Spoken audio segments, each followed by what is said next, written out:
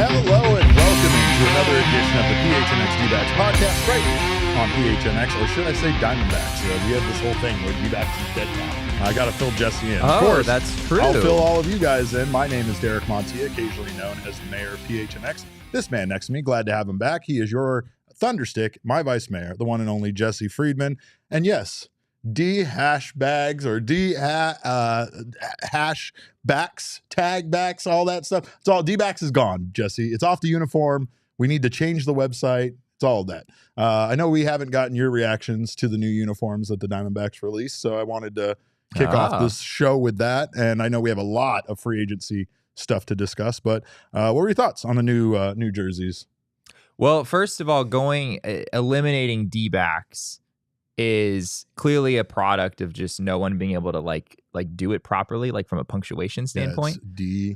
They were just really tired of seeing people do the I think the apostrophe was maybe the worst of all of them, like D apostrophe backs. That was atrocious. Oh, they hated when it was all one word too. Yeah, D-backs with it. Yeah, all one word. With a capital D and a capital B. Yeah, that's terrible. Yeah. Even D, if you would correctly use a hyphen and then capitalize the B, I think they were still not too happy about that. No. It's supposed to be capital D hyphen lowercase b, and then no X at the end either. None of that. No B-A-X. Oh no, of course.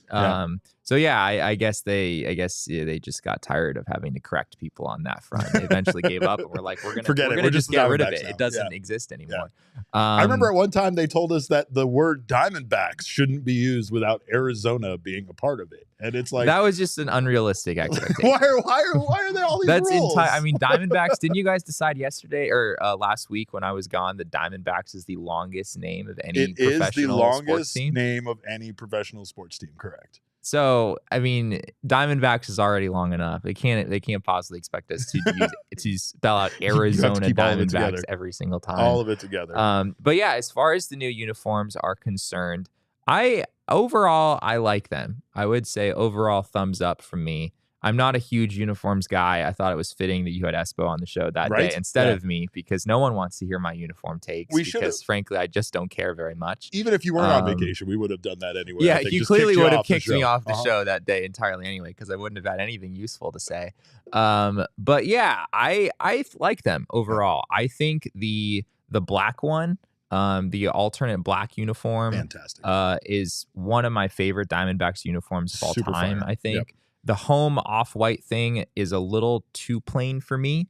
That's the one that I probably liked the least. But I still think it's just a little, like, I know people use the word clean a lot, and that's viewed as being a good thing. But they're a little too clean. It's like, you gotta give me something else. Maybe I know some people were wondering if pinstripes, like if you add pinstripes to that jersey. Because the off-white was from the original 1998 home jersey. That's what they're kind of trying to replicate there, but they didn't have the pinstripes, which was a pretty big part of that jersey when it first came out. So, but overall, I mean, way better than the rebrand that they did with the gradients and the whole thing.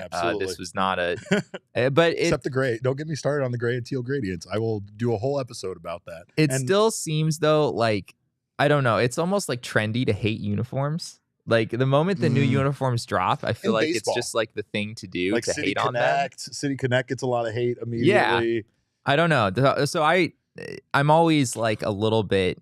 I don't know. I take everything that I read with a grain of salt, and it feels like initial reactions to these kinds of things are always bad, especially when purple, of course, was not part of this. And if you're doing a Diamondbacks rebrand that doesn't involve purple, you've basically lost already. It doesn't really matter what you're doing. If there's no purple, then people are just going to clamor about the fact that there's no purple, and that will be the end of the story for some people. You know what I didn't know was a problem? People getting mad at teal because it should be turquoise, which is more of a Arizona element, an Arizona rock, if you will. Like there's a lot of connections there. Having the copper, the turquoise and the purple all felt kind of right. But I did see some of those, like some people kind of took some designs and especially the new designs and made them purple, and none of them were very good looking. They all look like Rockies jerseys, let's be honest. But excited to have the world's fastest photog, none other than Danielle Cortez, be joining us here today as producer on the ones and twos. What was your favorite jersey of all of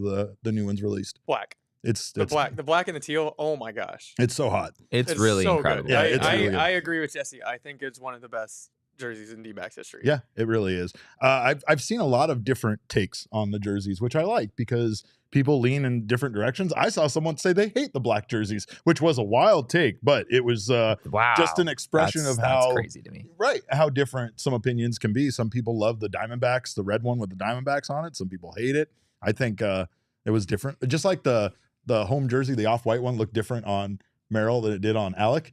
Looked much different on Geraldo than it did on Christian Walker. So Jesse, to your point, I have seen him in person. They look the off-white looks much better in person. yeah, Interesting. I will say Okay. and that's nothing to do with like the pictures. It's just it looks better in person. yeah. I can't didn't wait to see him in person. particularly care for him when I saw the picture, but Yeah. then you see him in person. Well, there were Amazing. some I saw, early. I saw a picture and then I saw I actually really liked the off-white one. And then as kind of I saw the details of the other ones, I kind of went to I think the off-white one might be my least favorite. So, it's all based on comparison and things, but we'll get used to it. And again, I do like the idea of this generation of Diamondbacks players having their own look for, the next 7 years. That's the time frame on these jerseys. That's how it works with Diamondbacks. But we have so much more to talk about because free agency season is happening. Happy free agency season to you all, because it is fast, it is furious, it is happening as we speak. Also, happy Yoshinobu Yamamoto posting day to you, Jesse. Yes, To you on a Yoshinobu Yamamoto posting day. The window starts Tuesday morning at 8 a.m. Eastern time and goes until January 4th, which it's not going to go until January 4th, but it could go until January 4th. It's kind of nice that there's a 45-day cap on this whole thing Mhm. because we know that Yamamoto will sign by January 4th at 5 p.m. Eastern time at the very latest. And yeah, I think more than likely earlier than that. Like there's a pretty good chance the Yamamoto has determined his new home prior to Christmas even. Which is kind of cool. I mean, I feel like it's never great for the game. It's never great for these players when all this stuff drags out until, really close to spring training. So the earlier we can get all this stuff figured out, the better. And Yamamoto, of course, is a pretty big part of the market. He's kind of in a class of his own, being only 25 years old. So I'm not sure that his deal has super direct implications for any of the other guys out there in free agency, but yeah, we're guaranteed to have a conclusion to this in the next 45 days. And I know you guys talked last week about the possibility of the D-backs getting Yamamoto. We did. Without you being here. Because I leave and chaos ensues. But no, I mean, there have been reports that the D-backs are interested there. I know it's odd, right? They were one of the first teams linked, and now recently they continue to be linked. But then when you see, I guess, a general article about the interest in him, and they list the teams that are the most likely landing spots, they'll do a top 10, and Arizona isn't even in there. It makes sense as far as budget-wise. I understand why people don't believe that the Diamondbacks could pursue him, but like you said, he has been connected. I don't think it's that outlandish, but I think that the Diamondbacks could potentially put that money to better use rather than putting it all into one superstar starting pitcher. We have seen now some of the other pitchers are kind of landing in free agency, and that's going to kind of dictate the market a bit. Aaron Nola re-signed with the Phillies, 7 years, $172 million $72 million contract. Reportedly left money on the table in order to stay in Philadelphia, which makes a lot of sense because they're building something that seems pretty strong there. And again, it seems like based on when we played them in the playoffs, players love playing for that organization. So it makes sense while he's staying there. Yeah, it does. And this contract numbers wise is oddly sort of reasonable, risky for sure. I mean, 7 years, right? But I don't think that this is an outrageous amount of money. No. Which it feels like, I don't know, I'm so used to every year in free agency, just whatever the guys at the top of the market are just getting more and more bonkers. And this one to me, yeah, I mean, Aaron Nola had a 4.46 ERA last year, which doesn't really sound like a $172 million pitcher, but he also pitched really well in the playoffs. And, what everyone's been saying about Aaron Nola is that he's really durable in an era where those pitchers are kind of an endangered species, right? Almost pitched 200 innings. Yeah, almost 200 innings. And he obviously has a track record of being better than, his mid-4s ERA last year, this past season would suggest. Yeah, we saw that in the postseason for sure, especially against the Diamondbacks. But yeah, I mean, again, there is something to be said about that $172 million contract and how it's going to impact, free agency. Again, the market is dictated as these deals come out, and that's how much people sometimes want, how much more they expect to get, and I saw someone say, like, seeing that convinces them that Zach Gallen is not going to sign for anywhere less than $200 million when his turn comes around for a contract. I mean, if you ever thought that he was going to sign for less than $200 million, then you're crazy. I don't know what to tell you. But what about a reliever receiving 3 years, $30 million? What do you think about that? Yeah, that one's interesting. 3 years was maybe more than I saw Reynaldo Lopez getting. I think I probably had 2 years in my head, but he had a pretty good year. I mean, 66 innings, a 3.27 ERA. Lopez, of course, bounced around toward the end of the season because of the whole waivers shenanigans that happened. Right? He pitched for 3 different teams when all was said and done in the 2023 season, but he had a 1.50 ERA in 24 innings after leaving the White Sox. So he really finished the year on a high note. Sounds like the Braves are actually planning to stretch him out in spring training and have him as an option in the starting rotation. That's interesting. I imagine he will most likely wind up in the bullpen when all is said and done, but maybe that factored into the Braves' willingness to, give him 3 years at a pretty decent dollar figure, knowing that he had at least some ability to help them out in the rotation as well. There's a couple of guys like that. Like, I believe Nick Martinez from the San Diego Padres is also looking to go from reliever to starting pitcher. And in some cases, maybe based on the money and his ability, maybe that works out for him and his new team that he leaves. But yeah, it's interesting. I mean, obviously, there's something to be said about there being a lot of talent in Chicago, and now those guys leaving elsewhere and kind of being a commodity.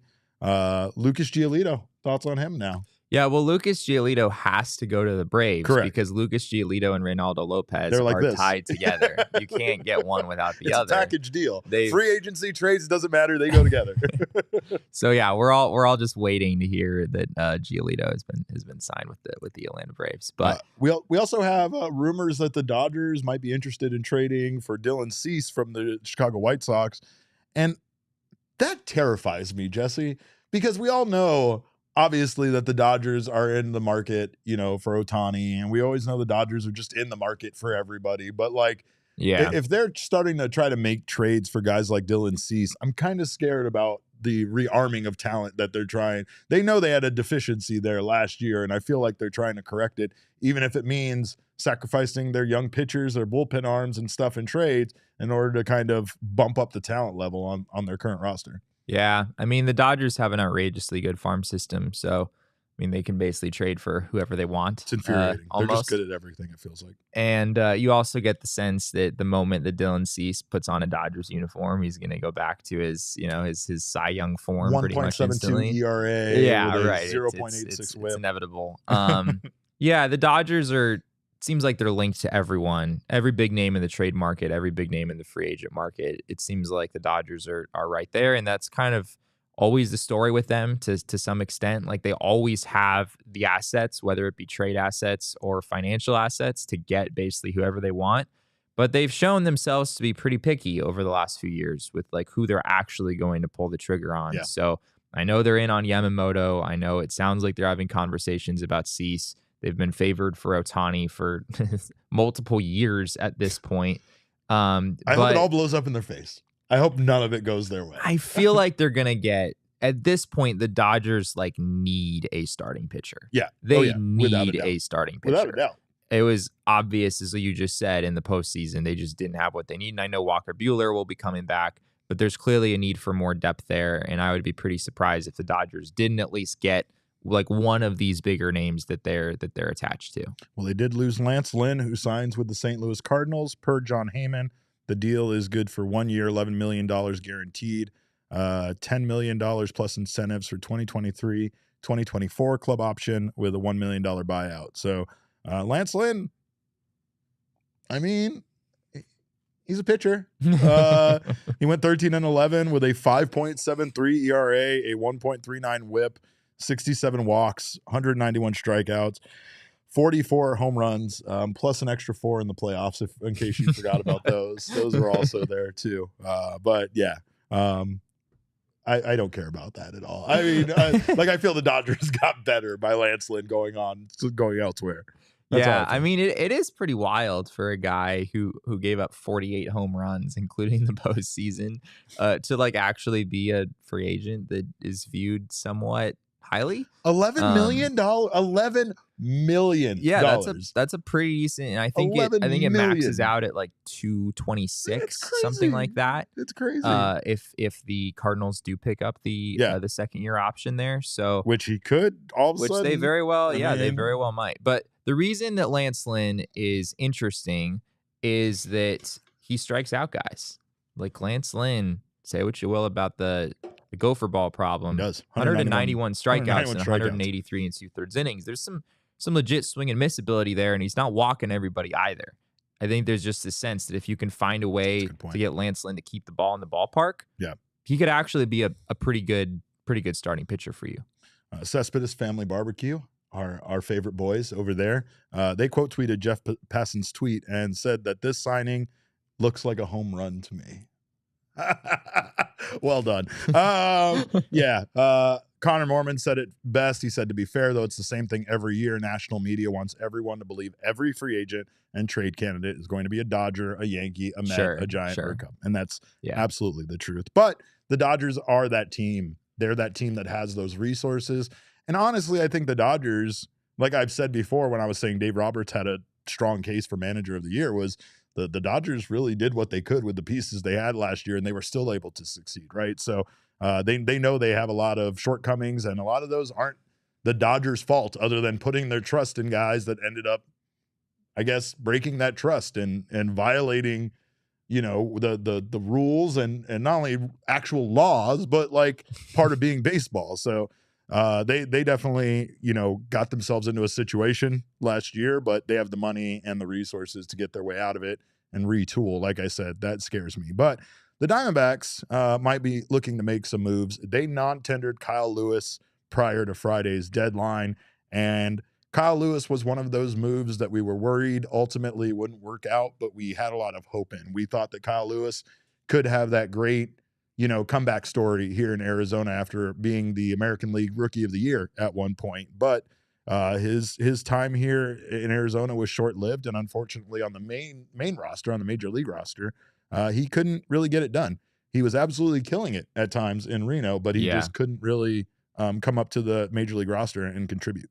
I mean, not even just like at times in Reno. Like he was the whole time. He was absurd in Reno. If we look at his numbers in Reno compared to his numbers in the majors, my God, it's unfortunate how big of ridiculous. A talent gap there is between AAA and the majors, right? And I think Kyle Lewis's season very much illustrates that reality. He hit .371 with a .457 on base and a .641 slugging percentage in Reno. In the majors, granted only 54 plate appearances, he slashed .157, .204, .255. His strikeout rate was about twice as high in the majors as it was in AAA, and he walked less than half the time in the majors as he did in AAA. So, yeah, there's maybe a case to be made here that the D-backs didn't really give Kyle Lewis an opportunity. Fair. Absolutely. I mean, 54 plate appearances, like he literally played in 16 games.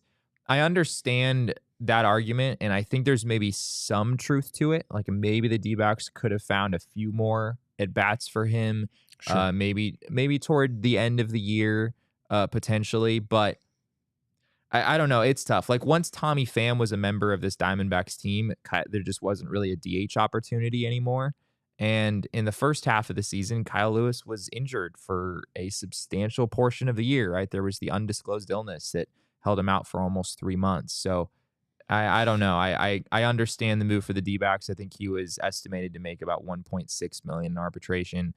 He seems like a guy that a team is definitely going to take a chance on, but it's probably going to take the form of a minor league contract at this point, with some incentives and whatnot built in if he makes the major league roster, because he just couldn't hit in the majors. And, he wasn't given a ton of opportunity to show that, but it's hard to argue that he should have gotten like 150 plate appearances, given how much time he was injured and just the fact that he was really only a platoon player and you didn't really want him to play in the outfield. The real problem here is that the Diamondbacks had too many other options, and Kyle Lewis needed those at bats. I don't believe that a guy, like, say what you will, we could probably sit here and debate whether he's a 4A player, right? That's what they call him, the quad A player, right? The sort of what it looks like. The guy right that's great at AAA but can't make it in the majors. But I agree with you that the 54 plate appearances and the fact that the Diamondbacks at times couldn't like let him figure it out at a major league level because the games were too important and the at bats were too important. They needed him.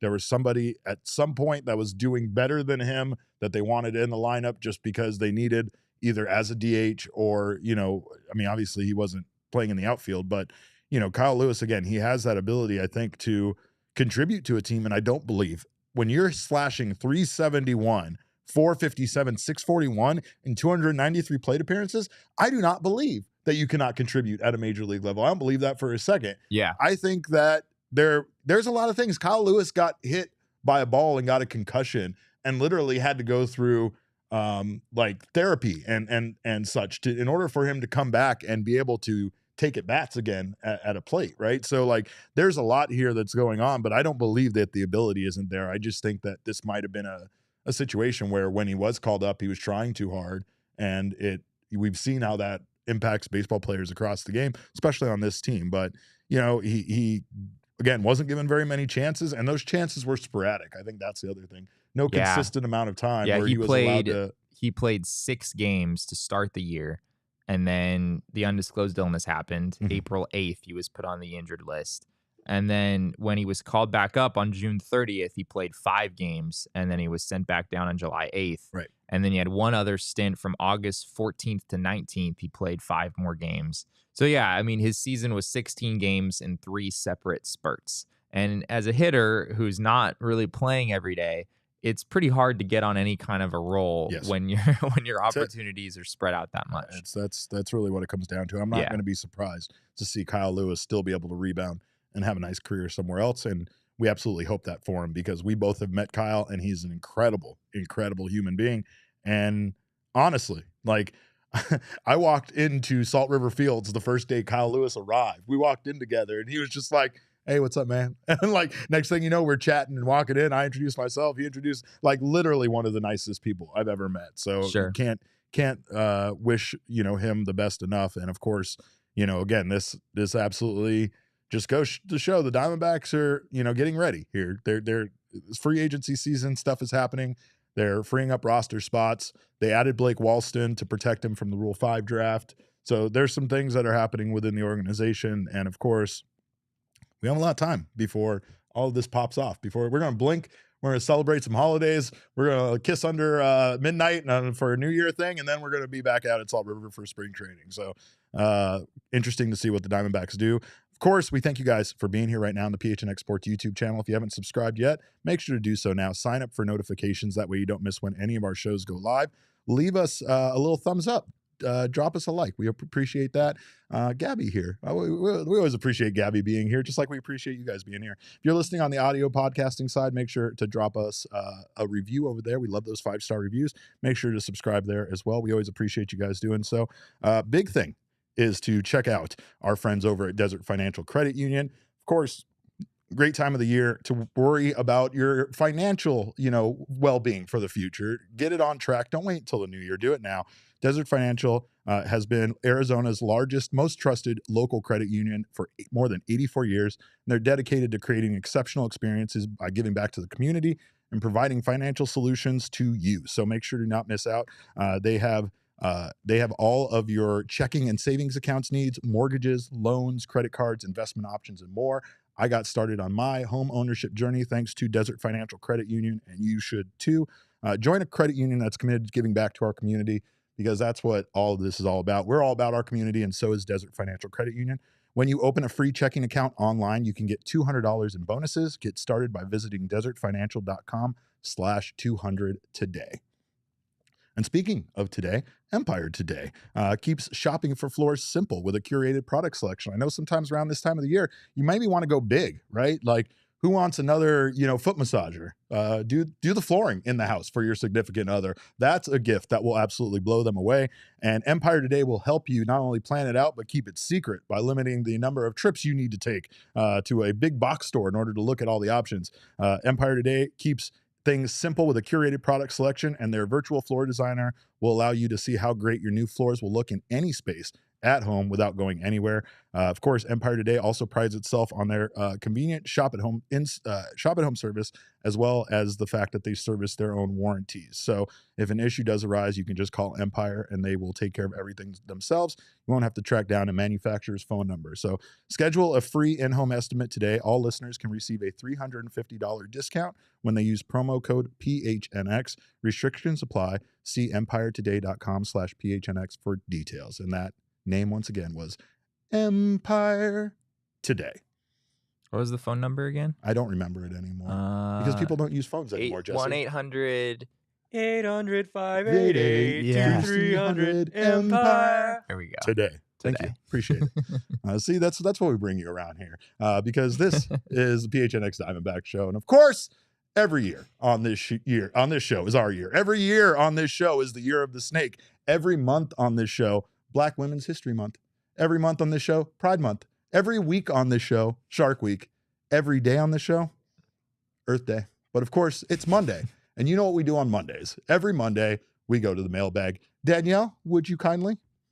My mailbox, always something interesting in my mailbox. I try to get to everything in my mailbox. And then once in a while, there's a letter that makes me go, wow, wow. Let's start things off very awkwardly because Piece of Yoshi didn't think Jesse was going to be back today. So let's get to his question. Piece of Yoshi asks, have we decided on Jesse's replacement yet since he keeps leaving us? I'm back. I'm sorry to disappoint Piece of Yoshi, but I have returned. Well, I hate to break it to you. While you were gone, we did replace you with Cogs, and Cogs did not show up to his first day at work, so we had to fire Cogs. We then put out another request for employment. Patrick Lyons took me up on it, but then he told me that, once again, his wife won't let him come live with me. So it's unfortunate. I told him I would, who do I offer up to make space in my office, Jesse? I'll move one of the arcade games just for Patrick, and he refuses to come through. Nobody is replacing Jesse. He is irreplaceable, and I won't have any more talk of that. So what else we got? Next question comes from Kevin Lundberg, and Kevin asks, the Varsho trade last year illustrated that you often have to give up major league ready talent to get major league ready talent. Is there anyone this offseason that you think we could do the same with? I definitely do. I just don't think people are going to like those answers. I don't think people are ready to have that conversation yet. I mean, who are you thinking of? Well, because I feel like if you're talking about that kind of deal, right, and trying to literally maybe upgrade while sacrificing something, I feel like, once again, it's going to be like an Alec Thomas. It's going to be like a Geraldo Perdomo. I know who we're not trading, but I think that the names that we could trade aren't really going to make people happy. And that could be why we don't see that big blockbuster trade. I think that the Diamondbacks, if they do trade, will give up minor league pieces, and even maybe minor league pieces that we don't really want to part ways with, but minor league pieces more so than any of the major league ready talent, especially after this squad got to the World Series this year. Yeah, I mean, Mike Hazen definitely has kind of a history at this point of trading off of the D-backs major league roster. That's kind of, the D-backs just traded Josh Rojas a few months ago, right? Obviously, he was really struggling at the time. But yeah, I guess you have to look at which major league ready players do the D-backs have at positions where they have a lot of depth. And yeah, Brian mentioned in the chat, Jake McCarthy is definitely a name that comes to mind. Is a guy the D-backs sent him to AAA multiple times this past year. He, just certainly didn't have the season he was looking to have, but I think he's a major league ready player. I don't think Jake McCarthy really has a whole lot left to learn at the AAA level. At this point, he just needs major league reps and major league opportunities, and maybe looks a little bit more like a fourth outfielder from what we've seen recently, but there very well could be a team out there that believes that Jake McCarthy is or could be an everyday player in this league. And I think Dominic Fletcher is another guy in this system who got hurt toward the end of the year, definitely would have been on the postseason roster if at least I think he would have been on the postseason roster. I guess we don't know that for sure, but Yeah, he's another guy. I guess I'm saying the D-backs still have more than enough left-handed hitting outfielders. And so if you were trading off of the Major League roster, one of those two guys, certainly could make some sense. Do they have the trade value that Dalton Varsho had last year? Certainly not, right? Probably not even close. But we didn't really like that trade at first. Like, we weren't thrilled about it because Varsho, once again, you traded the position player with your highest WAR on your team. Yeah. And that just didn't feel great. And we knew we had a surplus of outfielders then. But now going back on it, that trade was remarkable, but it just goes to show at times you still question it based on the value of that player. Varsho has been a guy that's in the Diamondbacks system for a long time, was always highly touted as one of their best prospects, came up, didn't really work out at catcher, found a way to have a tremendous amount of value as an outfielder, and thus became, expendable because of the fact that the Diamondbacks have a surplus of outfielders. Right. That was one of those few times where a trade really does feel like it worked out for both sides extremely well. And all players involved. I don't know if Blue Jays fans would agree with that. Blue Jays fans absolutely don't agree with that because, of course, but I mean, again, don't forget that they had their surplus of catchers. They had, Lourdes, who was going to leave at the end of the season, most likely from Toronto, had he stayed there. So there's a lot of things there that I'm sure it feels a little balanced, but you're right. I mean, they definitely don't like seeing Gabby have the success that he has here. But Blue Jays fans are delightful people, and I will not get in a fight with them at all today. What else we got, Danielle? Ed Helinsky at Mr. Ed315 on Twitter asks, is there a reunion possibility with Tim LeCastro? Hell yeah, there's always a reunion possibility with Tim LeCastro. How well would Tim LeCastro fit in with this team at this point? Not necessarily as a primary guy, right? But as a role player that could give you depth and as a guy that has no problem stepping in there and taking one for the team. Yeah, that's what I love about Tim LeCastro. No doubt about that. I mean, he only had 67 plate appearances in the majors this last year for the New York Mets. But he was decent. Hit 232 with a 338 on base, a 393 slugging percentage. He was basically a league average hitter.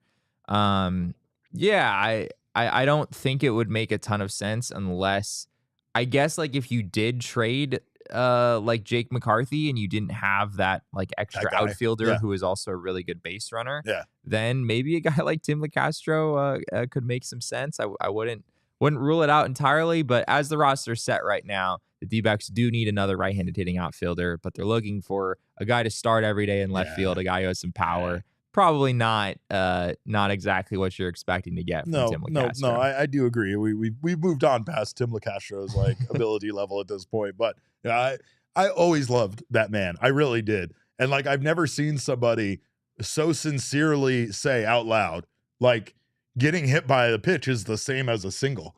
Like he didn't even say that with like a shadow. He's like, what are we doing here? I'm on base. I walked, I singled, I got hit by a pitch. It doesn't matter. And I love that attitude. That's an attitude all of us should have in life. What else we got, Danielle? Cogs, the aforementioned Cogs, who's now fired after losing out on his first day of work, said, if you could have any free restaurant bread as your rolls for Thanksgiving, which restaurant would you pick? That's good. Excellent. That's a good question. This is an excellent question. What I mean, do you have an answer? I'm curious. Yeah, as to where I'm go. sure I haven't exexperienced the variety of restaurant breads that you probably have. You're absolutely right about that. I'm a goddamn connoisseur. I have no doubt.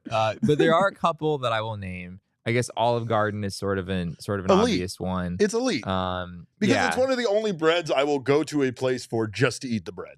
Like, yes, I'm eating the salad, but I'm not really eating the salad. The move at Olive Garden is to like put in an order for some sort of pasta dish or something just to make it look like you're an actual legitimate customer. And then you just dip the moment that the moment you've eaten your fill of salad and breadsticks, and then you don't have to pay that way. Mm-hmm. Don't actually do that. Jesse Friedman, ladies and gentlemen, the innocent one, the one you guys all think is uncorruptible. Here he is.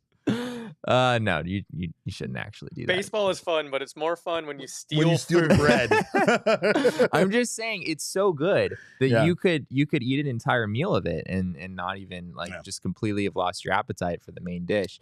The other bread that I will give a shout out to, I have never been to Texas Roadhouse, so The correct answer is Texas Roadhouse Texas Roadhouse rolls. That is the correct answer. I was gonna say they're yeast rolls. I was gonna say Outback Steakhouse, which I'm Outback a big fan elite. of their bread. They have like the pumpernickel bread. Is that what they have? Right? Yeah, like, I think so. And I think also like Black Angus has a similar bread like that. Yeah, that's a solid number 2 bread for me.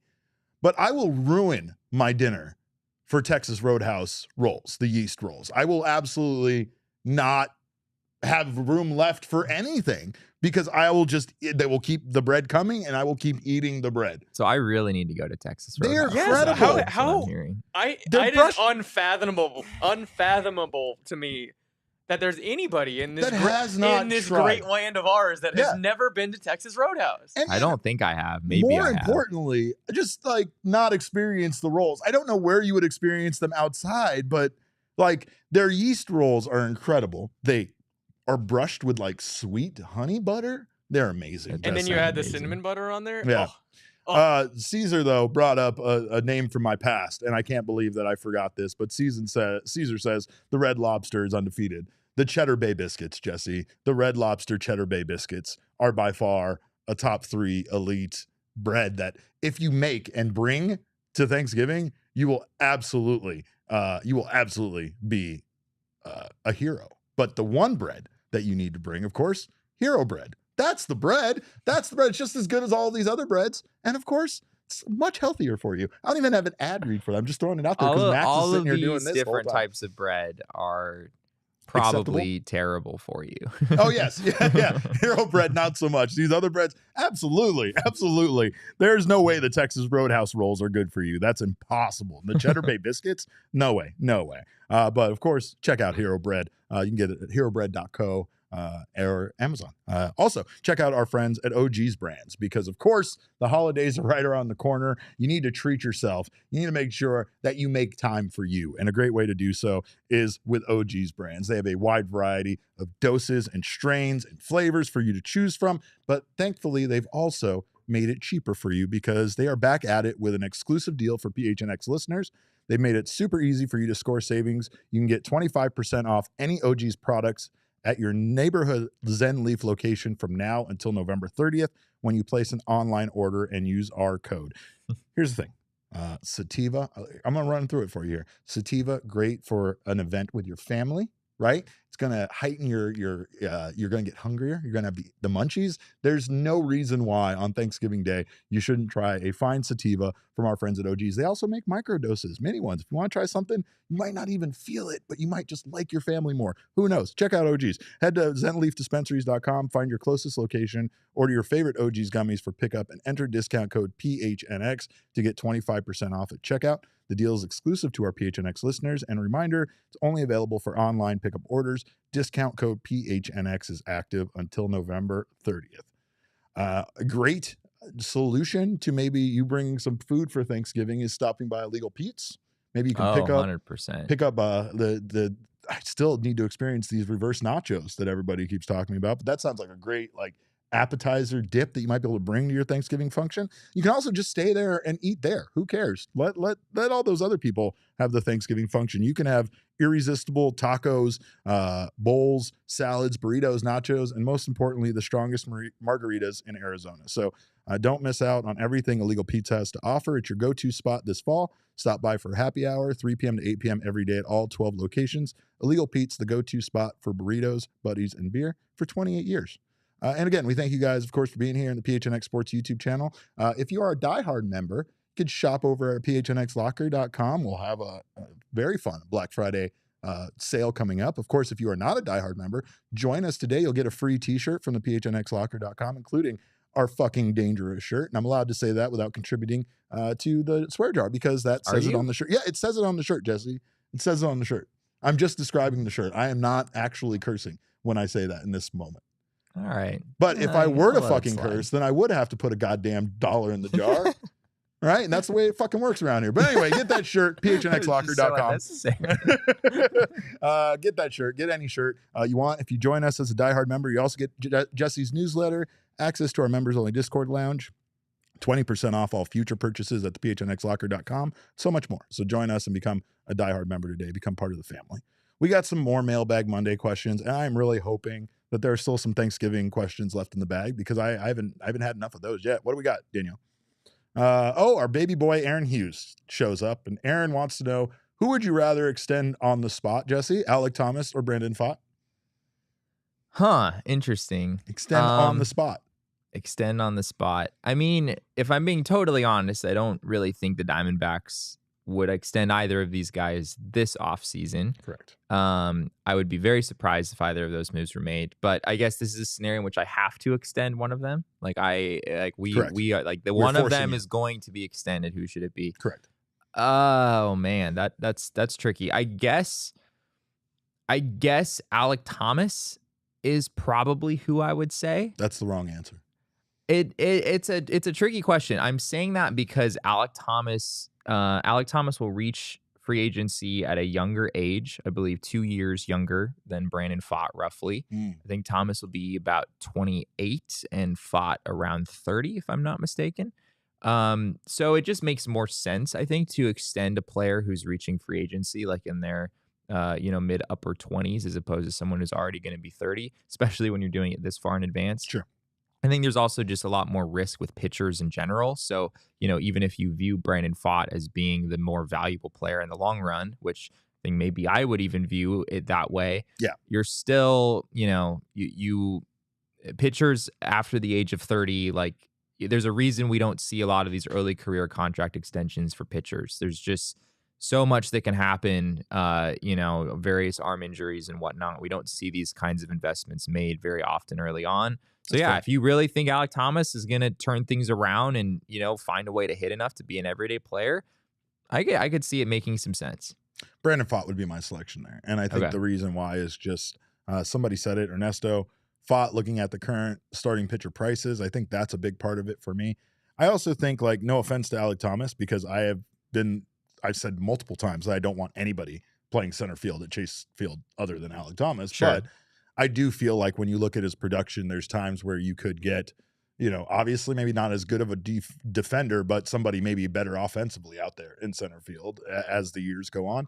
And I just don't know if he is like the permanent, choice there for them. So, and that's why I'm saying, like, I don't really think the D-backs would realistically extend even Alec Thomas at this point, because he still has a lot to prove. It would be interesting to make that kind of investment this early on in his career. But I don't know, if you were just really convinced that Alec Thomas is going to turn things around, then, he's going to hit free agency around the age of 28. Maybe you want to make sure, he's roaming center field through age 30. I guess I could see, that argument. Yeah. Chris Melton in the chat says, I feel like Derek would have said whatever Jesse picked was wrong. Yeah, that's probably She's 100% true. right. Yeah. She's 100% right about that. What else we got, Danielle? Michael Rokicki says, Jesse, take a powder on this one. This one's for Derek. If Rob Manfred had decreed that the World Series would be decided in a War Games match instead of on a baseball field, who would you have wanted representing the D-backs? Now, Jesse, just for explanation's sake, War Games is a match where they take two wrestling rings, put them next to each other, put them inside of a giant cage, and then have 5 men fight each other. Oh, wow. So I think what Michael is asking is, who is my 5 strongest boys that I'm sending out there to fight? On the Diamondbacks? Yeah. Okay. And obviously, the first answer is Miguel Castro, because it's always Miguel Castro. And I basically go based on size and intimidation factor here. But from there, Christian Walker is probably the leader of this team. Christian Walker seems like he would be very aggressive in a street fight scenario. I don't think he would hold back at all. And I think that he would pummel anybody on the Texas Rangers in order to win the World Series title. I guess I will back it up with, I'm also going Alec Thomas. Okay. Because Alec Thomas, again, we're looking for scrappy. We lost Josh Rojas, who would have obviously been a choice here, right? Let's get one from you. Can we get one from you? I want one pick on this team of people fighting each other inside of a cage from the Diamondbacks roster.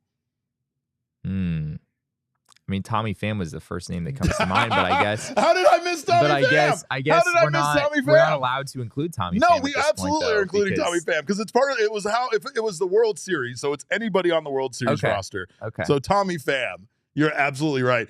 He's better at this than I am. He's better at this than I am. We got one more pick. Anybody else to round it out here? I would maybe say Kevin Ginkel's a pretty big dude. Maybe. Yeah. That scream, like the way he screams when he comes off the mound. The scream itself would probably just have all of the Rangers guys just terrified away, inside. Right? Yeah, that's it. There's our team. We figured it out. Thank you for your help on that one. We see he gave it to me specifically, and Jesse was the MVP in that discussion right there. What else we got? This one comes from Gabriel, who we don't even know where in the world Gabriel is right now. Gabriel asks, who has the best chain fried chicken? Don't say Raising Cane's with their spiceless ass chicken and snobby, we don't have ranch attitude. Oh my God, this is an important one. Do you have any preferences on fried chicken when it comes from chain restaurants? There is a right answer to this. There is a right, yeah, for sure. There's a right answer. I mean, honestly, I would say Raising Cane's, which I know is not allowed. I knew you would. And I will say that, acknowledging that what makes it is the sauce. And if you don't like the sauce, then yes, the tenders maybe aren't good enough to hold up on their own. That's the problem. If you need sauce in order for them to be good, that immediately disqualifies them from the conversation. It immediately disqualifies them from the conversation. But we're you don't like the chicken tenders, you like the sauce. I mean, so Four Peaks. I mean, we know Four Peaks, but we're looking chain restaurants. We're looking places you can drive. Aren't there multiple Four Peaks locations? It's not a chain, though. It doesn't qualify for a chain. All right. Because if we're talking tendies, then it's Four Peaks all the way. It's not even close. Yeah. Right. I would not pick Cane's over Four Peaks for sure. I mean, here's the thing: is there are other fast food restaurants that aren't here in Arizona that possibly could be part of this conversation, right? Like Jollibee's. I don't know if you've ever had Jollibee's. Jollibee's is incredible. Never. But the answer here is Popeyes. That is the clear answer here. Am I wrong? What do you got over there? It's Popeyes. It's Popeyes. Love that chicken from Popeyes. I love that chicken from Popeyes. Dark meat, white meat, like Popeyes is incredible. And it is the best fried chicken that you can get anywhere as far as a chain restaurant go. Gus's might be the best in town. Apologies to Lolo's. I'm just saying. Anyway. No Chick-fil-A? I wouldn't know, Jesse. I don't sit in that line for Chick-fil-A. I refuse to wait. Okay, but 45 minutes for Chick-fil-A. Surely you've been there at least once. I've been there. Right? There's the one over there at ASU that I have to walk over to. It's Chick-fil-A to me kind of goes in the same direction as Raising Cane's. I will say that having an actual chicken breast, the sauce makes it, but having an actual fresh tasting chicken breast on a sandwich is different than most places. So Chick-fil-A does get some praise for that. But again, I'm sure Max is going to be furious with us for giving away all this free advertising. 100%. All right, let's get one more question in here before we wrap this up. This is the really important question of the day. Lindsay asks, canned cranberry or cranberry sauce? See, I didn't understand. I did not know going into this that canned cranberry, like that was a thing that people did for Thanksgiving. What do you mean you didn't know that was a thing? We always just made it at home with like actual little like cranberries. Like, what is your cranberry sauce? I guess it was canned cranberries were in it, but that was not the entire recipe. What did they do? Did they mush up the cranberry sauce from the can? I'm not sure exactly. I remember adding orange juice. That was one of the things that was included. You're the kind you put apples in your stuffing, don't you? You're the kind of person that puts raisins in your stuffing. Tell me. That is incredible. No, it comes out of a can, and it's the perfect. It's so satisfying. Are you saying that you just take it out of the can and that's it? Well, you have to have a decorative dish from the 70s. That it goes that's in. a given. It's like a boat almost, but it's not really. It's like a wider butter dish, if you will. Right. Then you out of the can, right? That's like she said, the most satisfying part. Getting it out and having it be in its its miraculous jello form where it's still holding the shape of the can in the dish. And then if you're a pro, you know that there's like little ridges from the can, and that's where you start making slices. And then that way you know how big your slices are, and then you cut it in slices. And it's the most satisfying thing in the world. It's the easiest, like it's fun. Does it taste good? Not really, but it's fun to do.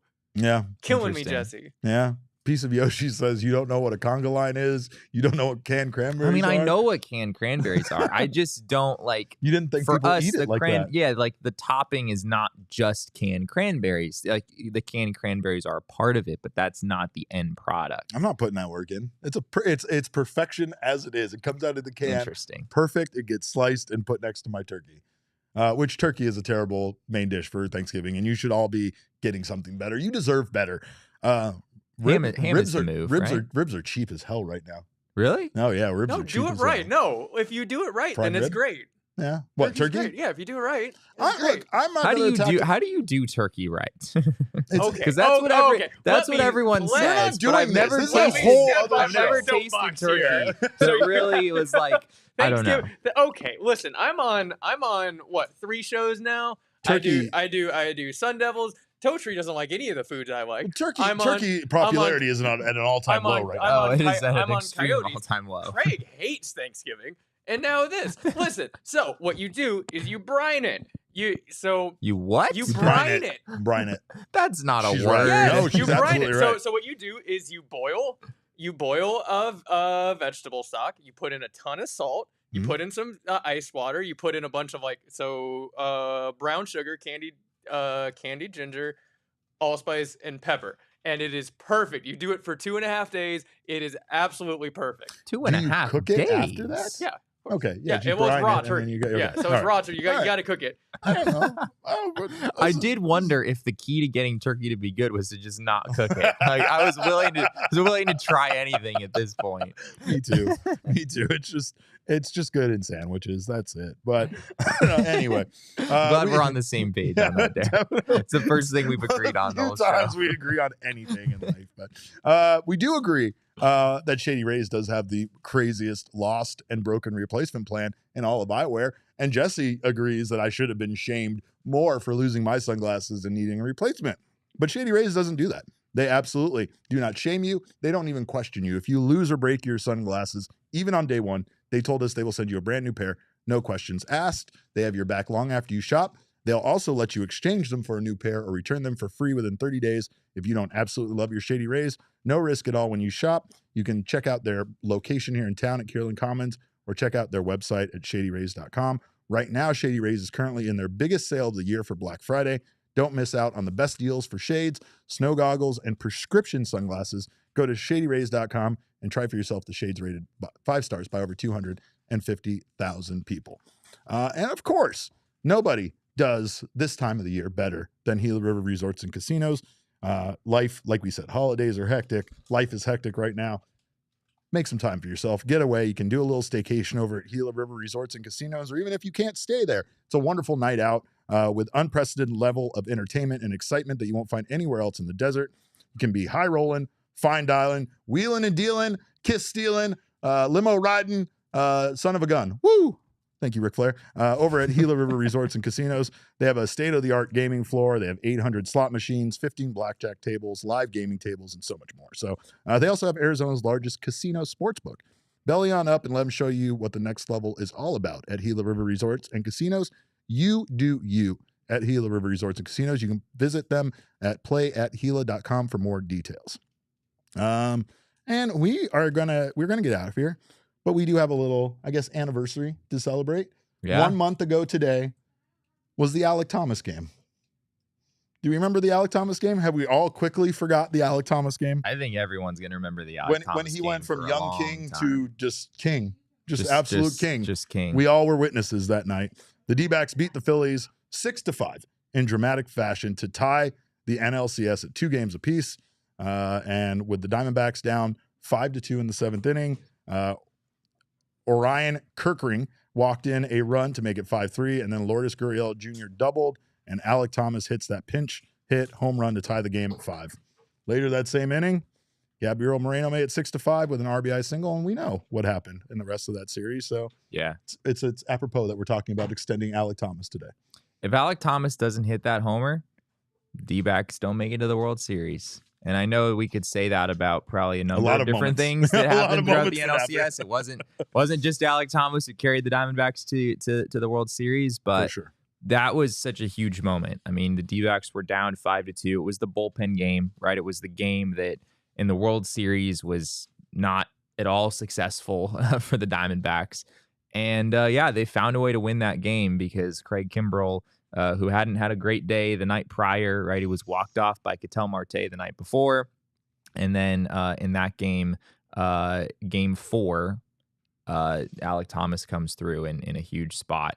And I mean, that just so enormously shifted the series, right? There's such a big difference between 3-1 Phillies and tied at 2. Yeah. I mean, an enormous difference, especially obviously. Considering that they won the next night to make it 3-2 Phillies, right? They might have potentially closed it out. Yeah, the Phillies likely just close it out. And then Garrett Stubbs gets to celebrate in our pool. And then Garrett Stubbs gets exactly what he wanted. That's a timeline I don't want to visit. That's one that needs pruning by Loki and the crew over at the TVA. But we appreciate you guys for stopping by. We appreciate Alek Thomas even more for doing that thing we were just talking about. But thank you guys, of course, for following us or being here for the show. Make sure to check us out on Twitter. I am at Cap_Caveman with a K. Jesse is at Jesse N. Friedman. Danielle is at Abracadanielle. Nailed it. Got it. But of course, our show is at PHNX_ D-backs, and all roads do lead to at PHNX_ sports on Twitter, Instagram, and Facebook. We appreciate you guys for being here. We thank you for your time. And remember, kids, baseball is fun, but it's so much more fun when you don't replace Jesse. He's irreplaceable. We all silly like the mayor.